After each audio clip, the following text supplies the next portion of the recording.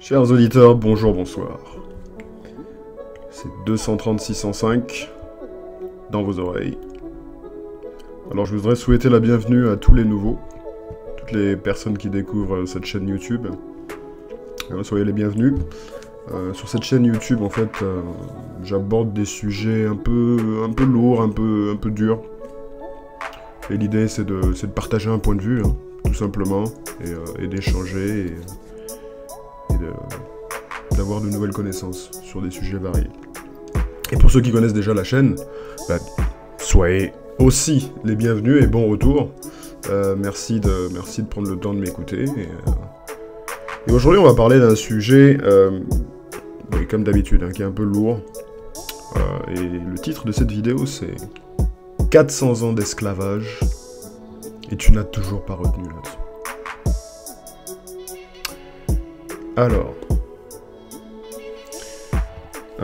c'est un sujet en fait qui m'est venu à l'esprit, ça fait longtemps en fait, hein, qui me trotte dans la tête.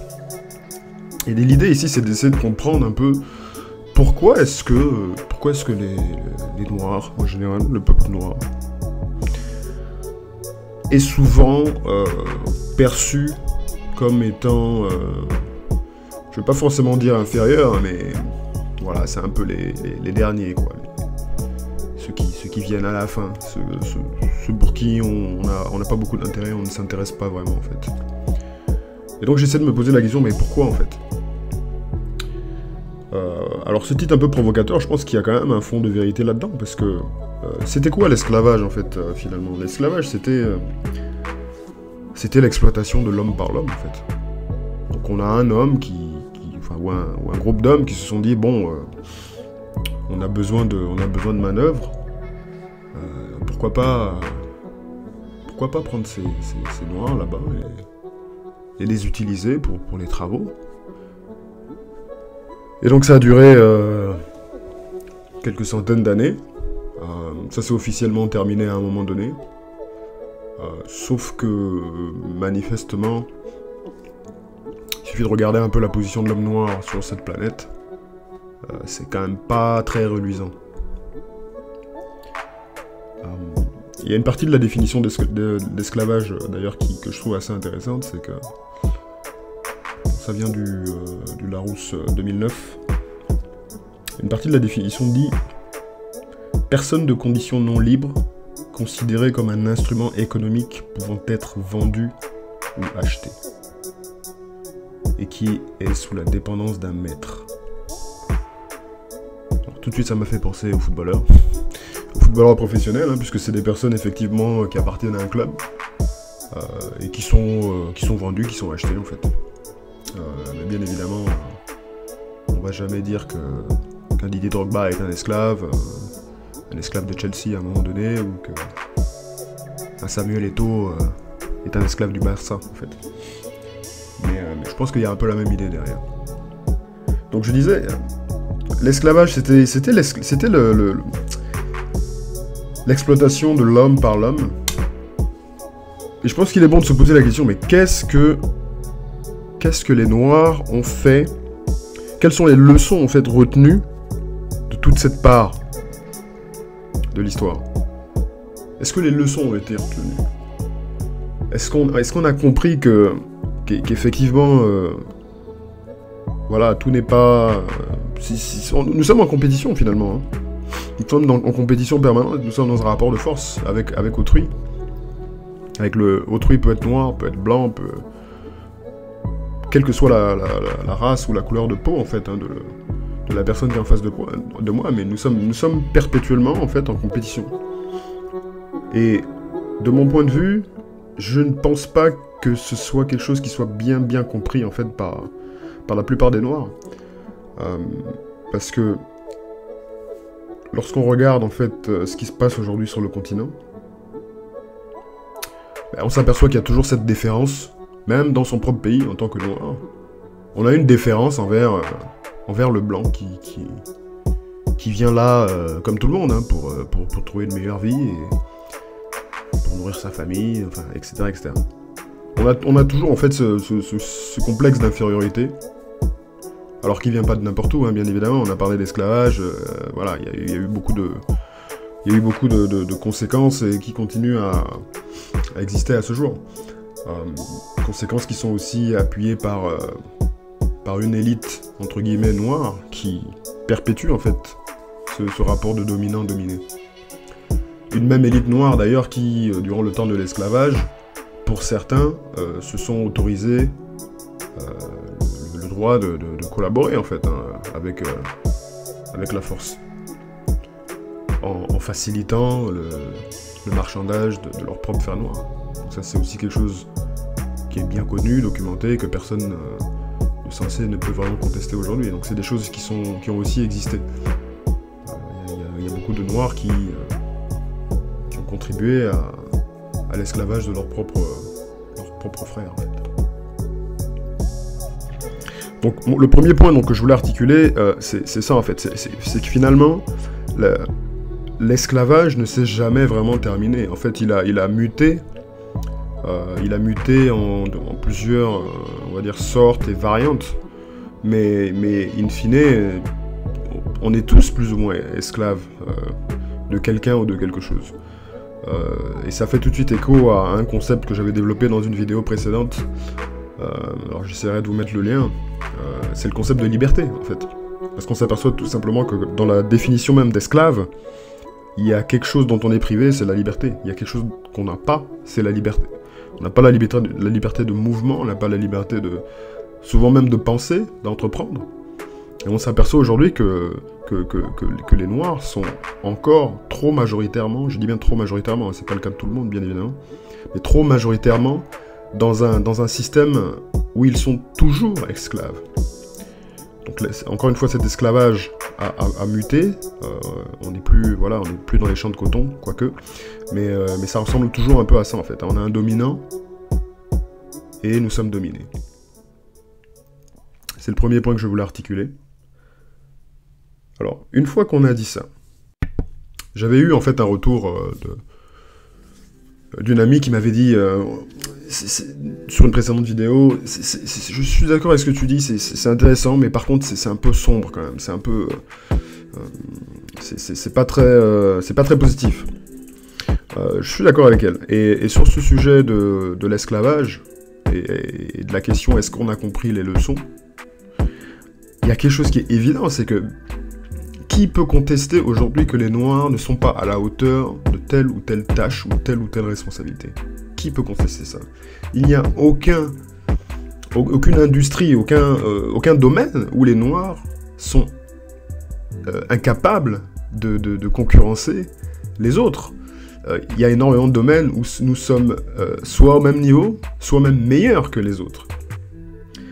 Et ça doit être quelque chose qui doit être absolument dans la tête de tous les Noirs aujourd'hui, et tous les Africains. C'est-à-dire que cette histoire de complexe, je suis pas capable, je suis inférieur et que tout ça, c'est ce genre de choses qu'on ne se dit pas, qu'on ne dit pas à voix haute, mais qui sont dans la tête de certains.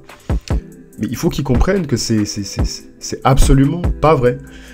Il n'y a pas que le sport, il n'y a pas que le sport où les Noirs excellent. Il y a aussi plein d'autres domaines, hein, dans la médecine, dans l'industrie, dans l'ingénierie, dans l'entrepreneuriat, dans la politique. Bon, ce dernier exemple est un peu bancal, mais vous voyez, tout savez ce que je veux dire. Donc, dans plein de sphères, les Noirs ont prouvé, ils ont montré qu'ils étaient capables d'entrer en compétition, voire d'être meilleurs que les autres. Donc aujourd'hui, il faut vraiment que tous les Africains comprennent qu'il y a une compétition, qu'il faut y rentrer et prendre la place que nous devons occuper, en fait. Je dis nous, enfin, je ne veux pas forcément me mettre dedans, mais que tout le monde doit occuper, et tous les Africains doivent occuper. Parce que, voilà, la nature a horreur du vide. Si on n'occupe pas l'espace est occupé par quelqu'un d'autre, ou par autrui. Donc, les Noirs ne sont pas moins intelligents ou moins capables que quiconque. Ça doit absolument être clair dans l'esprit de tous les Africains, où qu'ils soient sur le continent ou ailleurs, qu'ils soient même des Noirs de la, on va dire, historique de la diaspora, hein, qui sont les West Indies et un peu partout dans le monde, hein, ou aux États-Unis, hein. C'est des choses qui doivent être absolument claires. Et les gens, justement, les Noirs qui ont intégré ça, qui ont compris, bah, c'est eux qui sont justement... qui sont sortis un peu de ce cliché du Noir qui vit dans sa hutte avec le lion qui vient lui chatouiller les fesses tous les matins. Enfin, c'est un peu caricatural ce que je dis, mais il y a encore des gens aujourd'hui, en 2019, sur la planète, vous leur parlez d'Afrique, vous leur dites que vous êtes africain, et tout de suite ils vous disent, mais... Ah ok, mais tu es venu comment ici, en pirogue ou... Enfin, ce genre de choses en fait, c'est des choses qui s'entendent, toujours, et voilà, il faut sortir un peu de ce schéma, un peu perdant en fait, hein, où on est tout le temps placé en dessous des autres. Donc aujourd'hui, je pense que il faut rentrer dans la compétition. Il faut rentrer dans la compétition parce que tout le monde y est. Et si on ne veut pas rentrer dans la compétition, alors il faut accepter le fait qu'on risque d'être dominé et on risque de subir l'influence d'autrui. Ça me fait un peu penser à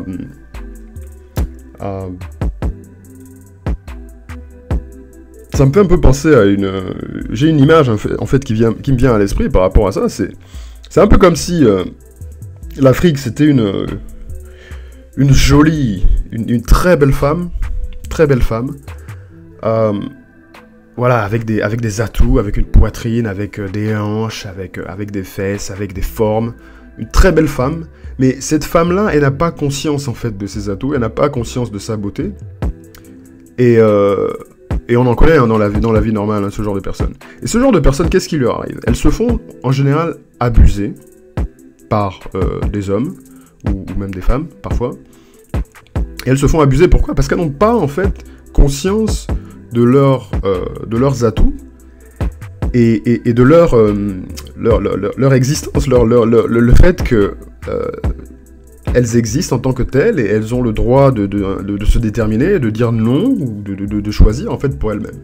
Et donc elles se font abuser comme ça, c'est ce genre de femmes, elles se font abuser, jusqu'au moment où éventuellement elles finissent par comprendre, ah mais en fait, voilà, je vaux quelque chose, j'ai des atouts et je peux les faire valoir. Et le risque avec ce schéma-là, avec cet exemple-là sur l'Afrique, par rapport à l'Afrique, c'est que tout comme une femme, hein, il y a un moment donné où, je veux dire, il y a ce que les Anglais appellent le prime time. Il y a un moment donné où le physique devient moins attrayant, que ce soit pour les hommes ou pour les femmes, mais c'est souvent davantage vrai pour les femmes, pardonnez-moi mesdames, mais je pense que c'est un peu le cas. Il va y arriver un moment donc, où cette jolie femme, cette très belle femme, va être moins attrayante. Et si c'est seulement dans cette phase-là qu'elle finit par comprendre qu'en fait elle a de la valeur et elle a des atouts, bah, ce serait un peu dommage pour elle, parce qu'elle aura passé tout un moment de sa vie à être abusée en fait. À être abusée tout simplement par les hommes et par autrui. Les gens vont venir avec elle pour ses attributs, ils vont prendre ce qu'ils ont à prendre, et puis ils vont partir, ils vont la laisser en fait. C'est un peu ce qui se passe encore malheureusement en 2019 en Afrique, c'est-à-dire qu'il y a beaucoup de personnes qui viennent, hein, qui sont séduites par cette femme Afrique, cette mère Africa, et qui prennent ce qu'ils ont à prendre, qui l'abusent, et ensuite qui partent. Donc, bien évidemment, c'est pas tous les étrangers et toutes les personnes qui arrivent en Afrique hein, qui ont cet état d'esprit. Il faut être clair là-dessus. Mais c'est une réalité.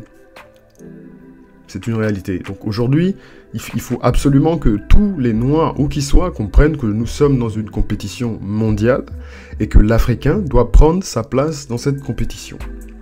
Il y a énormément d'exemples où les Noirs peuvent bien faire et ils ont montré qu'ils étaient capables de faire. J'ai pas cité la littérature tout à l'heure, mais c'est quelque chose qui est absolument une évidence aussi. Hein. C'est très peu connu en dehors de l'Afrique.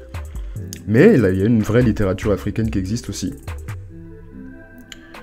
Donc voilà, en fait, en petite dizaine de minutes, hein, ce que je voulais expliquer sur ce thème-là de 400 ans d'esclavage et tu n'as toujours pas retenu la leçon, c'est pour vraiment inciter tous les Africains à prendre conscience qu'aujourd'hui, il faut rentrer dans la compétition mondiale.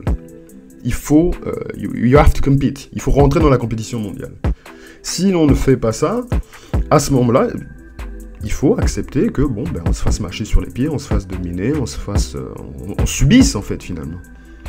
Et après, entre vous et moi, il n'y a pas de mal à ne pas vouloir entrer dans la compétition. On peut aussi très bien vouloir rester dans son coin, pépère.